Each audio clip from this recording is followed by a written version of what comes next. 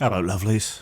I'm worried that this is going to come out a bit old man shouts at cloud to a lot of people, but I keep doing smaller versions of this rant in various places, and it's not getting it out of my system. We've seen the main three normal covers for the next set of D&D core books now. We haven't seen all the alternative covers yet, but I have to ask, what the fuck is it with all this pastel mush?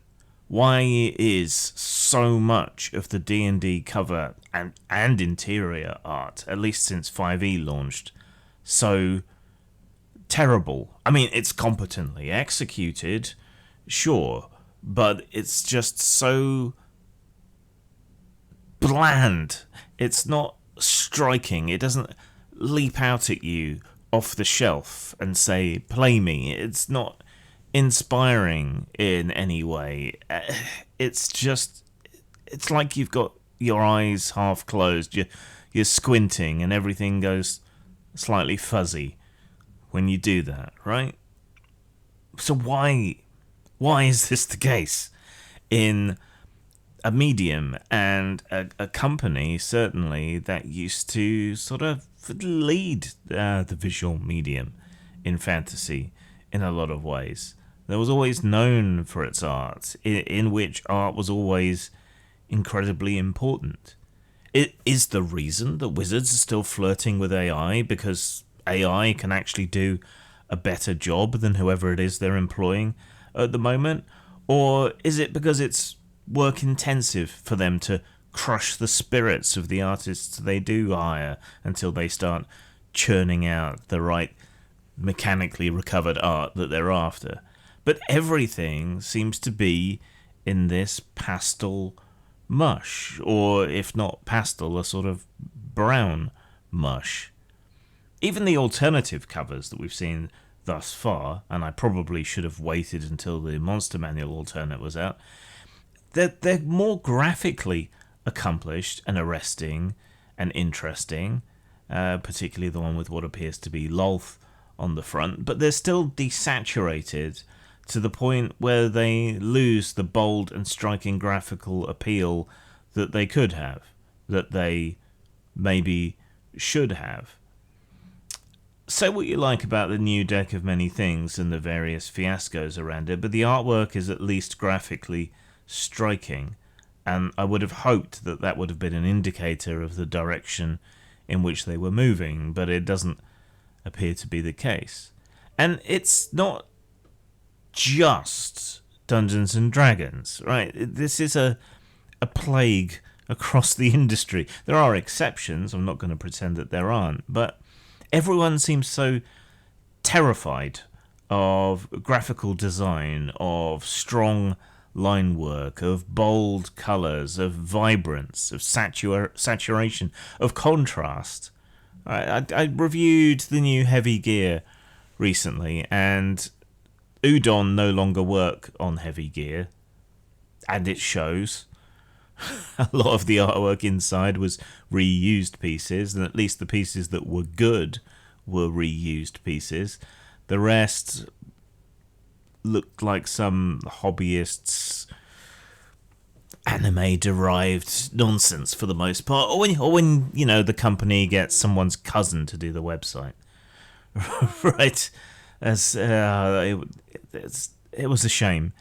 Exalted has lost its strong anime visual identity. That's a crying shame. The Storyteller universe seems to have switched in no small part to bad LARP photos to illustrate its content. Often, when I review, I have to up the contrast, the saturation, and the vibrance of cover images of books that I review in order to make them pop in my thumbnails in a way that they probably should pop as originals, but don't. There's no sense of line work, or even underlying line work. There's no confidence in the strokes. is this a symptom of digital art where anything can be undone, and so people are being more tentative, knowing that they can undo the stroke on the paper? Is it because it's being redone a million times over with tweaks in a way that is easier for a company to insist on because of digital artwork? There's no confidence in the choices or boldness of the colour, anything. Even the characters seem tentative and disconnected from the scenes around them. And this is most obvious in D&D, but it does appear everywhere else as well. People following the trend or the endless tide of D&D aligned, trying to look like part of the same line, Mush, that keeps churning up on Kickstarter or Indiegogo or BackerKit. Compare the current visual identity to that of the past, right? And I don't think it's just nostalgia speaking. There is a marked difference. Good pieces, characterful pieces, riskier, more interesting, more stylized pieces do exist, but they tend to be relegated to the inner pages of D&D if they show up at all. And again, the same thing happens with a lot of other companies. Now, it's not all of them. We can still point to things like Igor Kranz's work on Vaesen, or Simon Stalenhag's work inspiring people in other mediums, including role-playing games, to make things. Yeah, it's still possible to hire good artists, to be inspired by good artists, to elevate good artists, if you can find them, if you can afford them, and if you're willing to take that slight risk of choosing a strong visual character to your work. But where is the Brom? Where is the Ditisley? Where are these giants, John Blanches, people from comics even, Kevin O'Neill? Where's his replacement? God, he was such a loss. Where's the Rodney Matthews of fantasy art at the moment? Why isn't Jim Burns still getting work?